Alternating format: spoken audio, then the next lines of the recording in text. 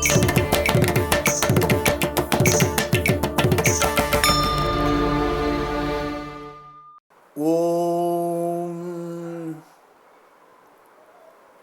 ஸ்ரீ ஆண்டாள் எம்பெருமானார் ஜீயர் திருவடிகளே சரணம்.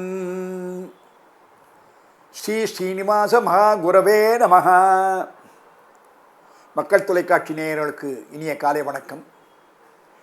திருப்பாய்ப்பாசுரத்தினுடைய விளக்கத்தை பார்த்து கொண்டிருக்கிறோம்.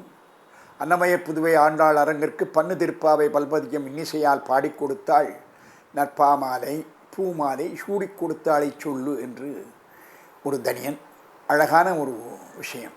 அதனாலே பாவை பாடி கொடுத்தவள், பூமாலை சூடி கொடுத்தவள் ஆண்டாள். அற்புதமான ஒரு கிரந்தம் இந்த திருப்பாவை. இதை அனுபவிக்கக்கூடிய பாக்கியம் நமக்கு இன்று மக்கள் தொலைக்காட்சி மூலம் நமக்கு கிடைத்திருக்கிறது. இதனுடைய அனுபவம் ரொம்ப பெருசு. இருந்தாலும் அதை விரிவுரையாக சிலவற்றை நாம் பார்க்கலாம். கண்ணனுடைய திருமாளிகையான நந்தகோபனுடைய திருமாளிகைக்கு தோழிகள்லாம் வந்து விட்டார்கள். இப்பொழுது வாசல் காப்பானை எழுப்பினால் அப்புறம் நந்தகோபானையும் நம்ம யசோத பிராட்டியும் எழுப்பி விட்டால் அடுத்து கட்டத்திலே கண்ணன் படுத்திருக்கிறான். கண்ணனுடைய படுக்கை அறையில் போய் அவனுடைய எழுப்ப வேண்டும். அதற்கு முன்னாலே இந்த பாசுரம், அதற்கு உண்டான பாசுரம் இது. உந்து மதகளிற்றன் ஓடாத தோல்வலியன் நந்தகோபாலன் மருமகளே நப்பின்னாய். அழகான இடம்.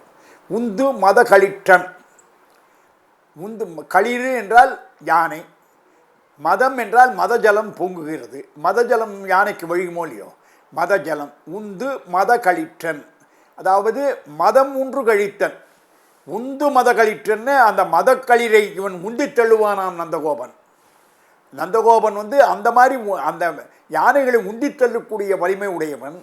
உந்து மத களிற்றன். இல்லை, மதம் உந்து களிற்றன், மதஜீனத்தை உந்துகின்ற யானைகளுடைய சொந்தக்காரன் இவன். களிற்றன் சொந்தக்காரன். அப்படி யானைகளை வைத்து கொண்டிருந்தானாம் நந்தகோபன். அது நந்தகோபன் யானையை வைத்திருந்தான் என்ன பிரயோஜனம்? உந்து மத களிற்றன் ஓடாத தோல்வடியன் என்று சொல்கிறாள். அது என்ன முதல்ல சொல்லியாச்சு, நந்தகோபன் சொல்லியாச்சு. ஓடாத தோல்வடியன் என்று ஏன் சொல்கிறாள் என்றால், இந்த யானையினால தான் நந்தகோபன் ஜெயிச்சான்னு நீ நினைக்கக்கூடாது. அந்த யானைகளால் அல்ல, இவனே ஓடாத தோல்வலியன். ஓடாத தோல்வலியன புறமுதுகிட்டு ஓடாத தோல்வலியன். அந்த தோல் வலிமை உடையவனாம் நந்தகோபால். அதாவது முன்னாலேயே நம்ம பார்த்தோம், அவன் வேல் வென்று ஆயுதத்தோடு இருக்கிறவன்.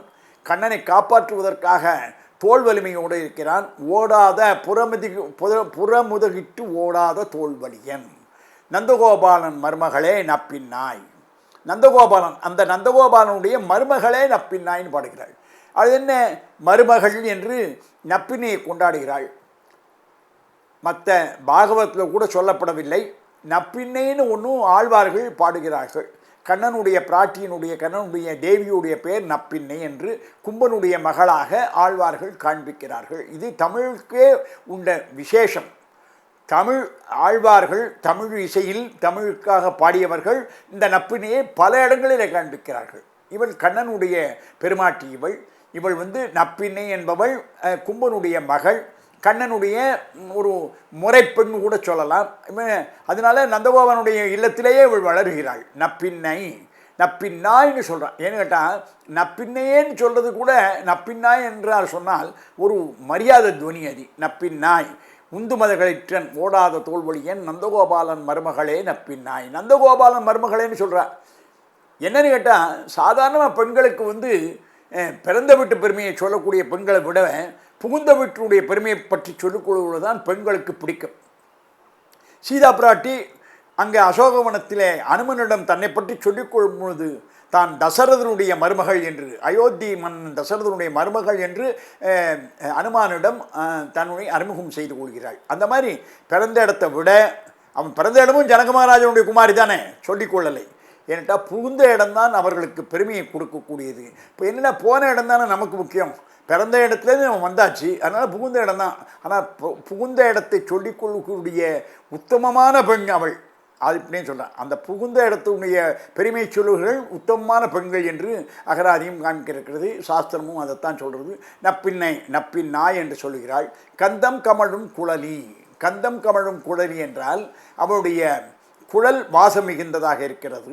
ஏற்கனவே திருவிளையாடல் படத்துலலாம் நம்ம பார்த்துருப்போம். அந்த அவனுக்கு குழலுக்கு வாசம் உண்டா இல்லையா என்று குறுந்தொகை பாடலை வைத்து பேசிக்கொண்டிருப்பார்கள். அந்த மாதிரி இவருடைய குழல் வாசம் மிக்கதா? இல்லை இல்லை, கந்தம் கமழும் குழலி. என்னன்னு கேட்டால் இவருடைய குழல் வாசமிக்கிறது மட்டுமல்லாமல் இவர் சூடி கொடுக்கக்கூடிய பூக்களுக்கு மலர்களுக்கு அந்த கூந்தல்லேருந்து வாசம் போகிறதாம். கந்தம் கமழ்கின்றது. கந்தம் கமழும் குழலி கடை தேறி வாய், என்னுடைய வாசக்கதை திறந்து விடுமான்னு சொல்கிறா. அதுக்கு அவள் சொல்கிறா, நான் உள்ளே இருக்கேன்னு உனக்கு எப்படி தெரியும் அப்படின்னு கேட்குறான். அது என்ன தெரியாதா என்ன? கந்தம் கமழும், நீ இருக்கிற இடம் வாசனை பொருந்தியதாக இருக்காதோ, இந்த உன்னுடைய குழல் வாசனையே எங்களுக்கு உன்னை காட்டி கொடுத்தது என்று சொல்கிறாள். கந்தம் கமழும் குழலி கடை தேறி வாய். அது மட்டும் கிடையாது, கந்தம் என்றால் அவள் வாசனை திரவியம் மற்றும் மலர்கள் சாதாரண மொட்டா கூட இவள் கூந்தலில் சொருகினால் அது அவளுடைய கூந்தலில் மலருமா. அவ்வளவு சிறப்பான கூந்தல் அது. அதனால தான் அந்த குழலுக்கு அவ்வளவு பெருமையாக சொல்கிறாள். அது மட்டும் கிடையாது, கோதை என்றாலே கூந்தல் என்று பெயர். அதனால் ஆண்டாள் கூந்தலோடு சம்பந்தப்பட்டவள் தான். அதனால் குழலியை பற்றி ஆண்டாள் விவரிக்கிறதுல ஒன்றும் பெரிய ஆச்சரியம் கிடையாது. அதனால் கந்தம் கமழும் குழலி கடை தெறிவாய் வந்தெங்கும் தோழி கோழி அழைத்தன காண். வந்து எங்கும் கோழி அழைத்தன காண். கோழி அழைக்கிறதுன்னு சொன்னால் ஏதோ ஒரு கோழி கத்துறது, அதை நீங்கள் பிடிச்சிட்டு வந்திருப்பீங்க. உங்கள் இடுப்பில் அது கத்தினால் கத்தும் என்று உள்ளிருப்பவள் சொல்லுவது நமக்கு இப்படி காது கேட்டது போல வந்து எங்கும் கோழி அழைத்தனகான் என்று பாடுகிறாள். வந்து எங்கும் என்னடா வந்துன்னு அந்த கோழிகளாகிய கூட்டம் எங்கும் கோழி அழைக்கிறது. எல்லா இடத்துலையும் கோழி கூவியாச்சுமா. இது சாமக்கோழி அல்ல. சாமக்கோழி என்ன தெரியுமா? ஒரே ஒரு கோழி எங்கேயோ மூலையில் கத்தும் நடுராத்திரியில்.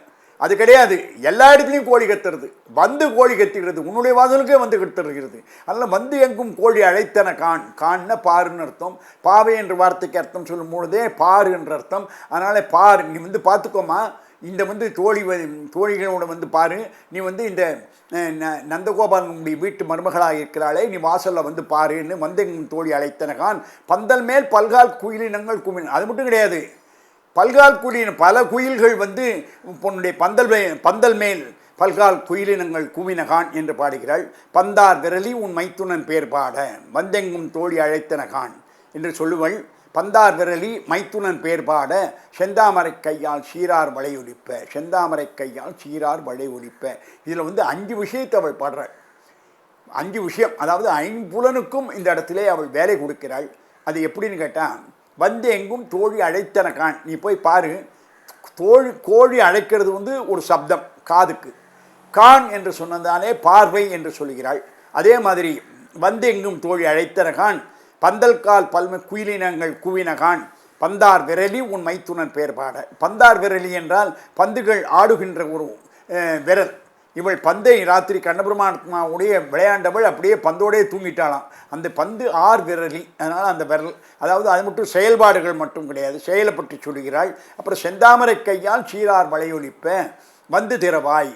செந்தாமரை கையால், உன்னுடைய செந்தாமரை கை இந்த தாழ்பாலை திறக்கும் பொழுது அந்த செந்தாமரை கையானது நொந்து விடமே, புண்ணாகி விடமே என்று பார்த்து நீ தர செந்தாமரை கை என்று மிருதுத்தன்மையை அந்த இடத்திலே காட்டுகின்றாள். சீரார் வளை ஒலிப்ப. வளைக்கு என்ன சீர் வேண்டி கிடக்கிறது? ஆமாம், வளை நெருக்கமாகவும் அழகாகவும் இருக்கிறதாம். நெருக்கமான வளை, ஒரே ஒரு வளையை போட்டுண்டு மூடி மாதிரி வரல, நிறைய வளை. அது அவ்வளவு அடுக்கி நெருக்கமாக இருக்கக்கூடிய சீராக இருக்கிறது. அந்த சீரார் வளையொலிப்ப திறவாய் என்று பாடுகின்றாள். நீ தரமா அப்படின்னு நப்பினை பிராட்டியை ஆண்டாள் எழுப்புகிறாள். இந்த பாட்டு உடையவர் ராமானுஜருக்கு ரொம்ப விசேஷமான பாட்டு என்று சொல்வார்கள். மிகவும் ராமானுஜர் உகந்த பாசுரம். அதனாலே இது திருப்பாவை ஆகிறது இந்த பாட்டுன்னு கூட சொல்வார்கள். ஆனால் ராமானுஜருக்கு பிக்ஷைக்காக வீதியிலே உஞ்சிபுரத்தி போய் கொண்டிருக்கிற பொழுதும் திருக்கோஷூர் நம்பியனுடைய மகளானவள் வாசலில் கதவை திறந்தாலாம். இவர் ராமானுஜன் இந்த பாட்டை பாடிக்கொண்டு போயின்றிருக்கிறார் வீதியிலே. எங்கும் தோழி அழைத்தனகான் என சீரார் வளையொலிப்ப திறவாயின்னு சொன்ன உடனே அவள் அந்த திருக்கோஷூர் நம்பியுடைய மகளானவள் திருமகளார் கதவை திறந்துக்கவும் இவர் இந்த பாட்டை பாடுறதுக்கும் அந்த இடம் செய்ய இருந்த உடனே நப்பினையே நேரில் கதவை திறந்து விட்டால் போல ராமானுஜன் மயக்கம் போட்டு விழுந்துட்டாராம். அப்புறம் உள்ளேந்து தன்னுடைய தகப்பனாரை கூட்டி மூர்ச்சை தெளிவித்து ராமானுஜரிடம் பேசின பிறகுதான் தெரிந்திருது உந்துமதகளின் பாடலை அவர் அனுசந்தானம், அதாவது மனனம் பண்ணி கொண்டிருக்கின்றார். அவள் மகளான திருமகளார் திருக்கோஷூர் நம்பியோட திருமகளார் கதவை திறந்த உடனே நப்பினையே திறந்தது போல இவர் எதிர்பார்த்து அதை ஆச்சரியமுற்று மயக்கமடைந்தார் என்று கேள்விப்பட்டார் திருக்கோஷ்டியூர் நம்பி. அதனால் ராமானுஜர் உகந்த பாசரம் இது, உந்துமத கழிட்டன் ஓடாத தோல்வடியன் என்று சொல்லி வந்து திறவாய் என்று அவள் தான் வந்து திறக்க வேண்டும். என்னால் கண்ணன் திறக்கிறானோ இல்லையோ, நீதானே எங்களுக்கு பரமாத்மாவை கைப்பிடித்து காட்டி கொடுக்க வேண்டும், அதனால் நீ வந்து திறவாய் என்று அவள் பாடுகிறாள். எல்லாம் வல்ல அரியே போற்றி, எல்லோருக்கும் இறைவா போற்றி.